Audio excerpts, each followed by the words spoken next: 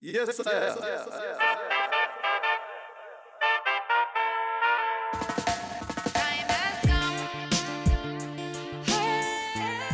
Hello, friends, and welcome to another episode of Radio Free Cannabis, coming to you from high in the hills of Oakland, California, translated into 195 different languages. We are the voice of the global cannabis freedom movement. Thanks very much for your questions and comments. Please keep them coming in. Remember to subscribe to the podcast if you haven't done that already. Tell your friends and family about it, and support the companies that help make this podcast possible: homegrowncannabisco.com and Harborside. I also want to introduce you, before we get started, to a new company, Good Seed, that makes these delicious hemp burgers. They crisp up really beautifully. They've got a nice deep flavor, and I'm really enjoying them. If you can find them close to you, I suggest you check them out.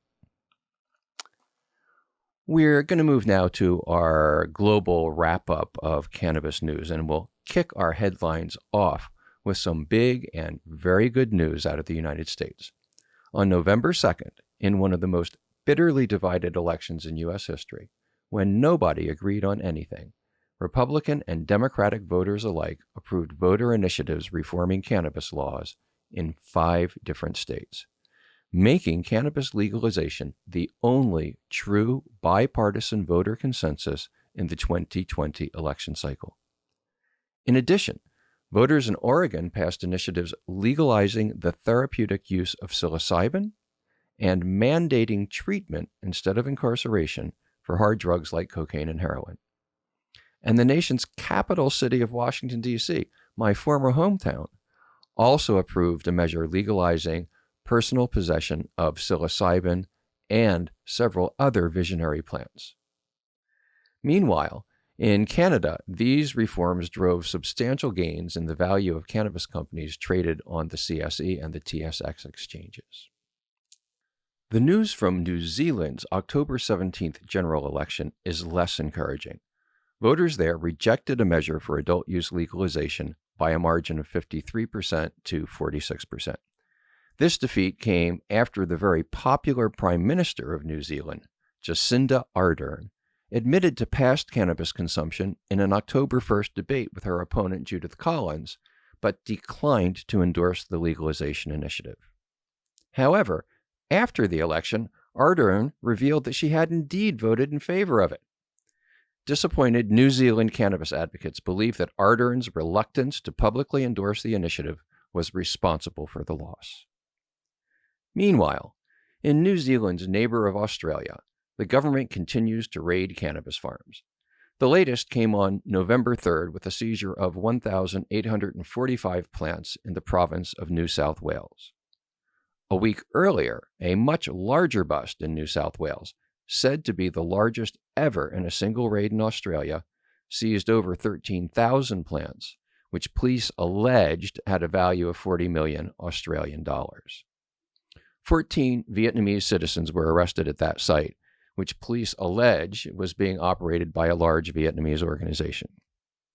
This is just the latest piece of evidence showing the reach and determination of Vietnamese cannabis growers, who also have a very significant presence in the North American cannabis markets and other countries. We'll go in depth on the very vigorous and sophisticated underground cannabis scene later in the podcast. These busts are mirrored by recent events in southern Spain, the primary landing point for smuggled Moroccan hashish. The trade there is so brisk that bad weather often produces a flood tide of bales of hash just washing up on local beaches, abandoned by smugglers who are caught in the weather in some kind of distress. And in the latest incident, 86 bales of hash, weighing 3 tons, washed up on the Isla Canela beach and were also fished out of the nearby Guadina River. The seizures in Australia and Spain are yet more evidence of an undeniable fact. Human beings are hardwired to consume cannabis. It is our birthright, and we will continue to consume it no matter what actions any government or religion takes to prevent us. The only way to end the underground cannabis trade is to fully and completely legalize cannabis in every country on the planet. Until then, the International Cannabis Tribe will continue to carry this plant through the darkness of prohibition. In another sign that that darkness continues to lift in parts of South America, the country of Uruguay announced new regulations allowing international shippers to legally transport cannabis through the Montevideo Free Airport. The airport, which is a major regional business and transportation center, is already seeing benefits from the change in regulations. The very prospect of cannabis shipments revived a project to build controlled storage areas for pharmaceuticals that had been stalled by COVID. That project is projected to create 1,425 jobs, another testament to the power of legal cannabis to spread prosperity far beyond the cannabis community itself. On the other side of the world, in Israel, the march of cannabis science continues with the publication of a study in the European Journal of Pain. The 1,045 Israeli study participants reported an average 20% reduction from their baseline pain, and their daily dosage of opioids dropped by 42%. 42%. And in addition, they saw significant improvements in their sleep, their body mass index, and reduced depression. Now, this is exactly the kind of study that's needed to drive full adoption of the therapeutic potential of cannabis by the mainstream medical community. And it bodes well for the investments being made into cannabis infrastructure in places all around the world, places like the Montevideo Airport. Legal or illegal, cannabis will continue to spread around the world. More and more people are trying it for the first time, and almost all of them like it. The choice for governments is simple. Legalize the plant and thereby reap great benefits for all of society, or continue to suffer from an underground trade that is often dominated by organized crime and corrupt cops. We now turn to legendary underground journalist Bill Weinberg with an in-depth look at Lebanon, the first Middle Eastern country to reform their cannabis laws. There, like in many other emerging cannabis economies, traditional legacy cannabis growers are fighting to retain a piece of the industry that they themselves pioneered and defended against great odds. Bill, what do you have for us? Lebanon, long the Middle East's heartland of hashish, has legalized cannabis cultivation for the medical market. But before the law has even taken effect, rumblings of cynicism are heard from the country's traditional growers in the Bekaa Valley. Lebanon this year approved a law that legalizes cultivation of cannabis for medical and industrial purposes in a bid to boost the country's struggling economy and curb illicit production. The plan envisions cultivation for pharmaceuticals, CBD oil, and industrial products such as fiber and textiles. The law was passed on April 21st, so 421, despite the opposition of Hezbollah and other powerful cultural conservative parties. It only affects cannabis if it contains less than 1% of the psychoactive compound THC. Nonetheless, the measure is historic, making Lebanon the first Arab nation to legalize cannabis cultivation.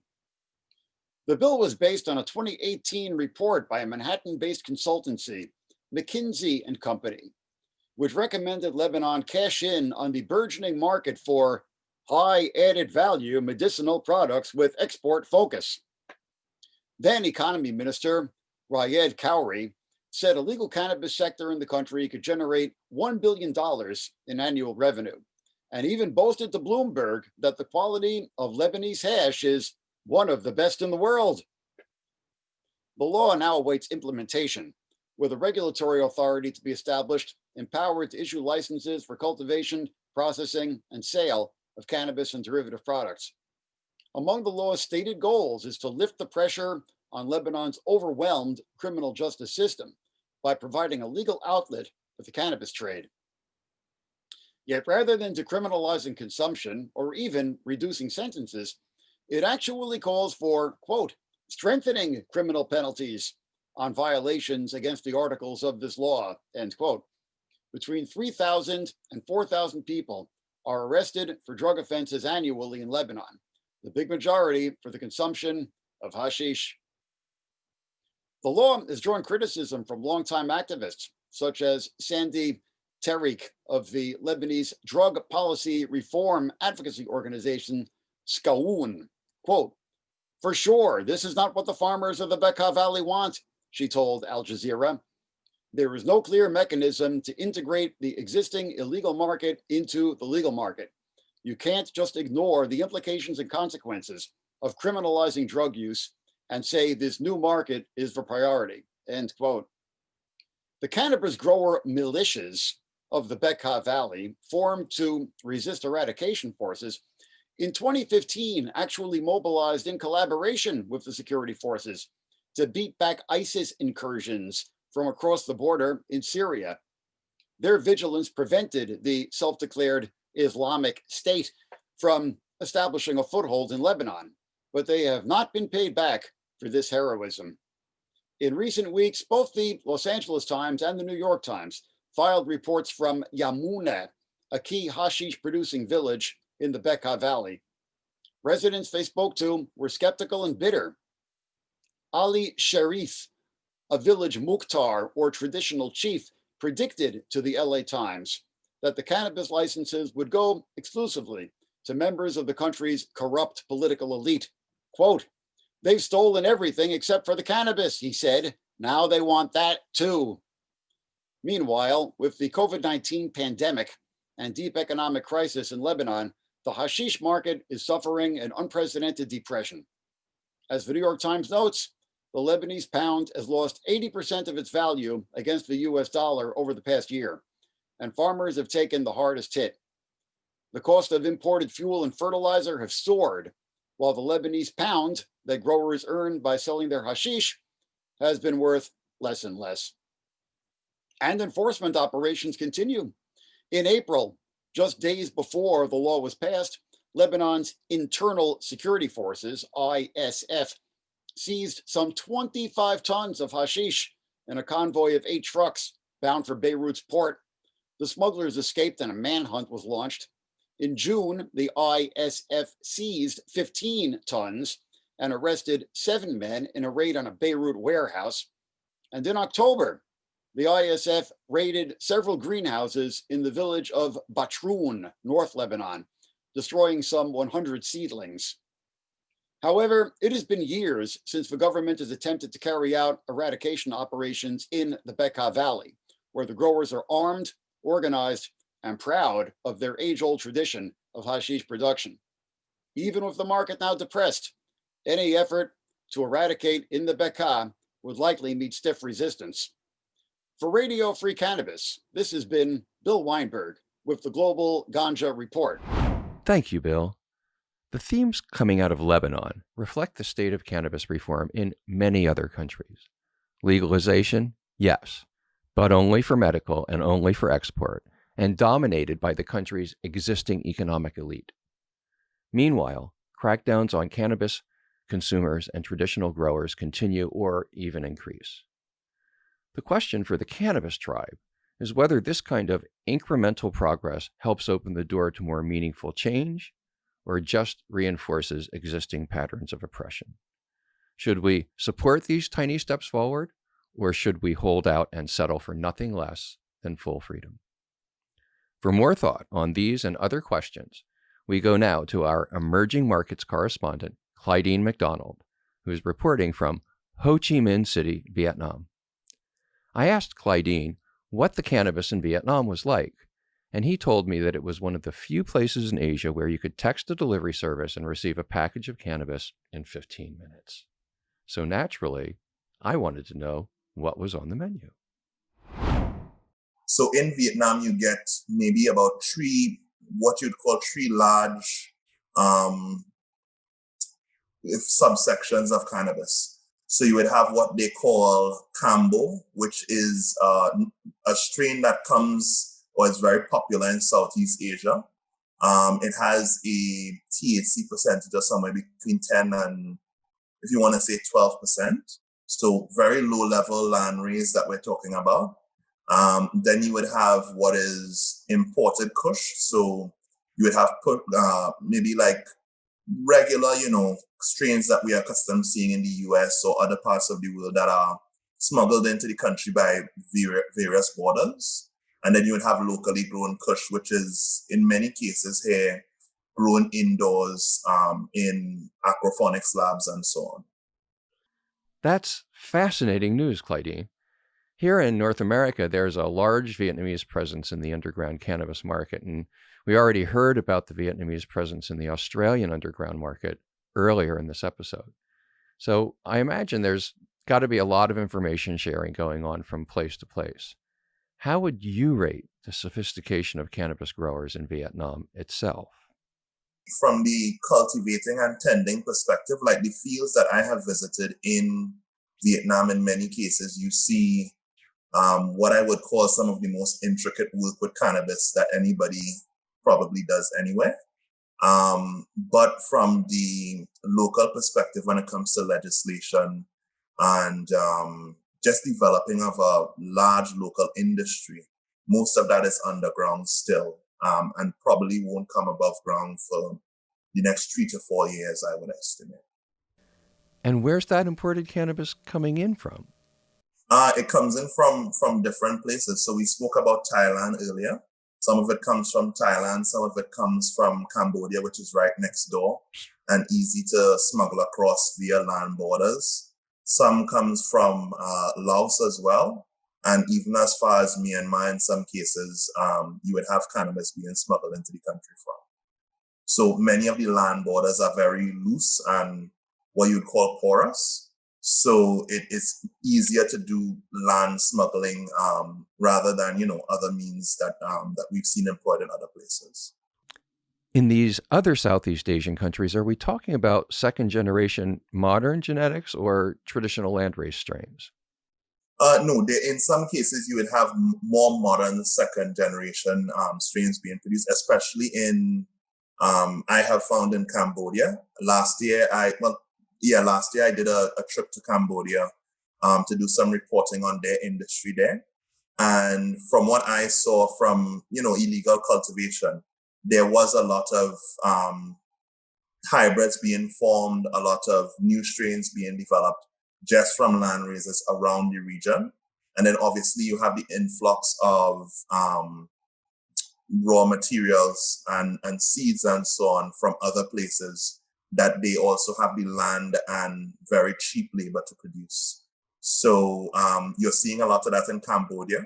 I haven't been to Laos as yet, so I'm not too sure about there. And whenever the pandemic is over, I'll get to Thailand and I'll tell you about Thailand then.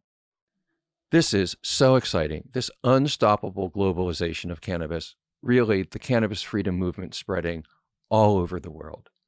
And back when I was growing up, there was this saying about the British Empire, which at one time ruled like places all over the planet.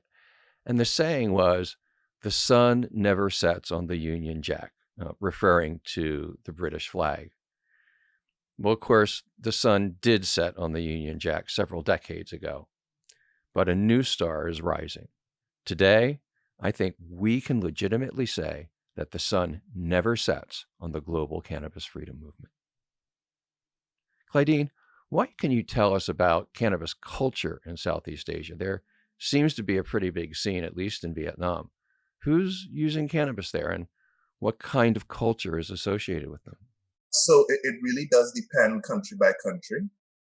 Many countries here, especially I would say Thailand, Cambodia, some parts of Vietnam, have a long indigenous culture around using cannabis for various medical ailments.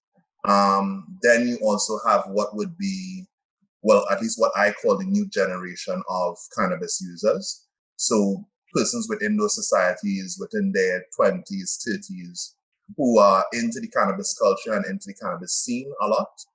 And then you have, these countries have extremely large expat populations. So you have obviously expats, I would estimate like a third of expats in some countries that use cannabis either recreationally or medically at some point.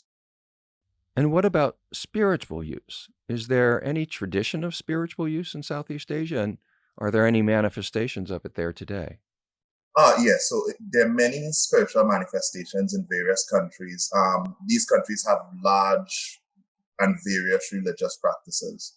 So in some cases, you would even find, like a fairly large Rastafarian movement among some countries.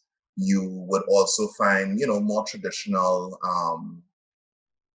what you call religions in these areas, so Judaism and so on, that use cannabis in this area.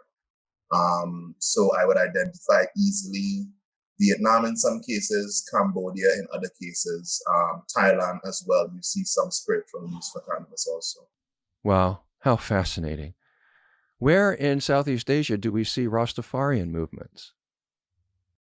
Believe it or not, you see like a large Rastafarian movement in parts of Cambodia and in parts of Thailand as well. I mean, being from the Caribbean, I could tell you that no matter where you go, you find a very global influence to the Rastafarian movement.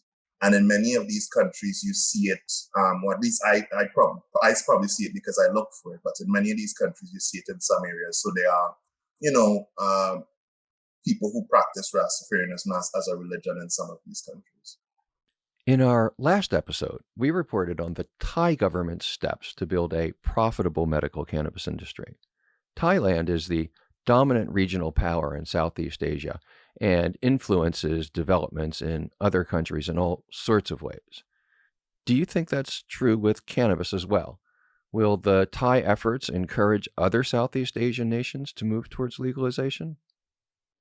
On cannabis, I would say yes. It's really important for Southeast Asia or development for cannabis in the Asian market and the Pacific in general. For Thailand to go ahead and become a successful and viable market for cannabis. While, yes, they have legalized first and they have taken baby steps, many countries in the region are watching and waiting to see or using Thailand as a test tube for how they will approach their own legislation going forward or how far they will end up going. You have loose enforcement in some countries, yes, but the development of a real industry would depend heavily on how well Thailand goes for many of these countries. Cambodia, where I was earlier this year, and to the end of last year, they are leaning heavily on Thailand's research. I would say the same thing for other countries in the region as well. So it's very, very important from that perspective. One of the things I've heard about the Thai reform legislation is that they intend to create a role in the legal industry for traditional and indigenous healers and growers. What can you tell us about that? I think it's very important that we look at how Thailand is including indigenous medicine and traditional healers into the industry. Going forward, I think they will serve as a very good example for how you could probably roll out a legal industry alongside using more traditional methods of cannabis. And they're very much showing an example, at least in how they've rolled out so far, that they are interested in encouraging and preserving some of those practices.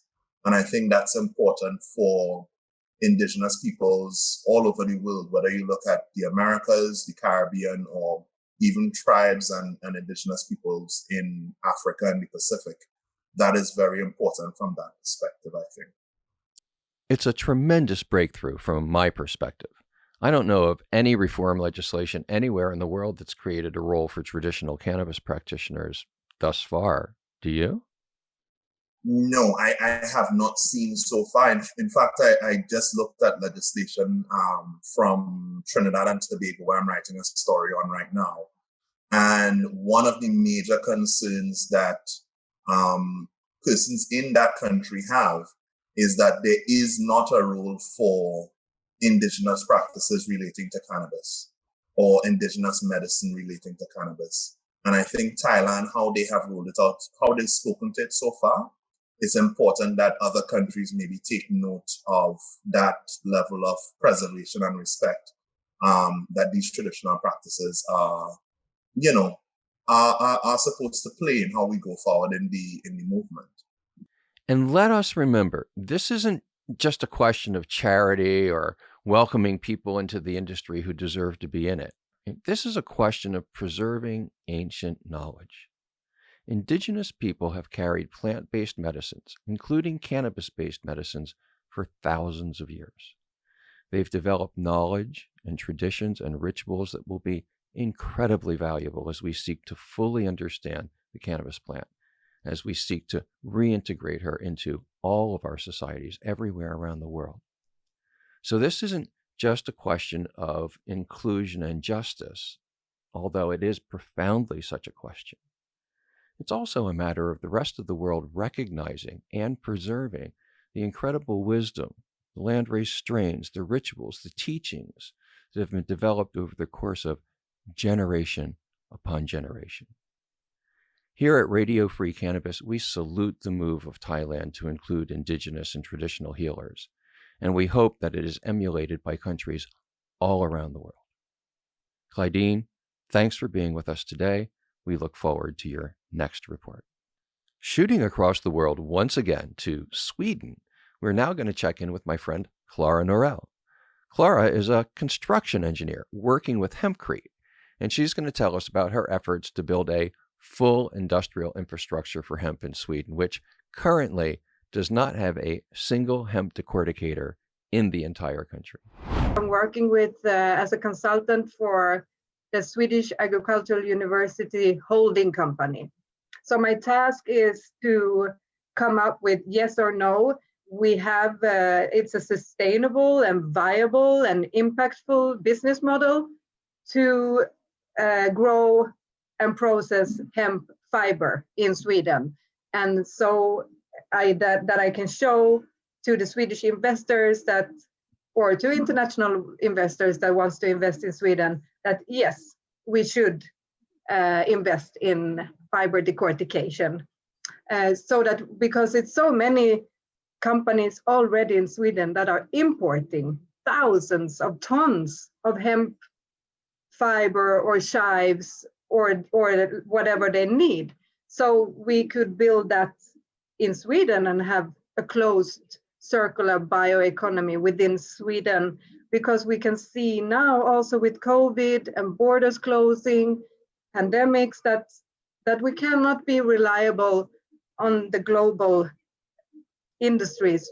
I do believe that we need to come together as a global, we have so much global knowledge, like you have your knowledge, I have my knowledge, there are others that have their knowledge, and I believe that it needs to be like a global hemp forum, and that together we can help like all the different companies with you know, the know-how, the supply chains, the product development, and so on, to kind of lift each other and collaborate, but creating satellites of the hemp industry, from seed to building, from seed to textile, from seed to plastic, from seed to biofuels in each country, but kind of like driven on a global perspective so that the in-house is super strong. I think it's very important work, Clara. We talk a lot about how hemp can save the planet, but it can't do it all by itself. It's a plant. After all, it's rooted in the ground. And if we want to realize its full potential, it's going to take this kind of difficult, gritty work that you're doing. You work to assemble a complete industrial infrastructure. So I know from talking to you earlier that Sweden's not the only place you hope to build hemp houses. What can you tell us about your work in South Africa? My dream and vision in life is to make impact, is to be able to create change and to be able to help people, empower them so that they can build their own houses. It's very easy to build a hemp house. So if I can do it, if I can become a certified hemp lime builder, I'm not very big. It's a very light material to work with. However, it's very strong. So anybody can really build with it, you know, and I can teach it. So I really want to give what I have learned to empower people to come to South Africa with the team, with all the certified builders and the knowledge from France, especially, to start building these houses in South Africa and to start growing the seed and to invest in the decortications there also, so that South Africa, who has like 10 times more people than little Sweden, we can make much more impact. I'm not able to share all of the conversation I had with Clara in the time we have left in this episode, but I do need to give you one more little tidbit. Amongst all the other benefits of hempcrete, it's also rodent-proof, which can be really important in some environments. Clara told me that wherever there's a hole that rodents are getting in through, that hole can be plugged with a little ball of hemp mixed with lime, and it'll completely block rats and other rodents from entering the home. It's another example of the simple but profound way that cannabis helps improve our lives. Overall, what I took away from talking to Clara is another layer in my understanding. As we as a people have begun to explore the cannabis plant, we're learning how healthy a plant-based lifestyle really is. We first started waking up to this with plant-based medicines, and some of us have been wearing hemp clothing for decades. Lately, we discovered what a powerful tool adopting a plant-based diet can be in fighting climate change, and how good that diet feels in our bodies, and that hemp has more protein than any meat. Now, pioneers like Clara are pushing forward this new idea of plant-based housing. And like everything else that's hemp-based, there are these concentric circles of benefits just rippling out from it, from the planting of the seeds and the harvesting of the crop, through the hands of every single person who touches it thereafter. Just think about all the incredible things that happen with hempcrete, that we can phytoremediate contaminated soil, that we can sequester tons of atmospheric carbon, that we can build houses that do not burn and are impervious to rats and will stand for 200 years and then naturally biodegrade, that we can create a construction material that will be lighter and help workers have an easier job rather than a more difficult job. This whole long cascade of benefits. The message becomes clearer with every passing day, with every new thing we learn about cannabis. It is time for a massive shift in human behavior, away from primitive extractive industries like timber and petroleum, away from chemical medicines whose side effects are worse than the diseases they're intended to prevent, away from a meat-based diet, away from houses constructed of toxic materials that make us sick instead of giving us safe shelter, and moving instead back to Mother Nature, back to the plants that sustained and nurtured us for thousands of years, years during which the planet and its creatures thrived instead of being imperiled, back when our water and air were still clean. What we learned from the pandemic shutdown, when industrial emissions dropped to their lowest levels ever and dolphins frolicked in clear water in the canals of Venice, is that there's still time. There's still time to save the planet, and hemp is the best way to do it. I know that many of you in the audience are already working hard for cannabis freedom, each in your own way, and I send my deep love and support to all of you. I also know that some of you are in difficult situations, places where cannabis is still highly illegal, and families where you have to hide your love of the plant, or jobs you could lose, or maybe you're even facing trial or imprisonment. And to those of you out there who are facing tribulations like that, please know and remember that if you love cannabis, if you love this plant, you are not alone. There are hundreds of millions of us all around the world. We are your sisters and brothers, and we will not forget you. Change is coming. Stay strong and never doubt that you are on the winning side of history. Until next episode, be well and stay free.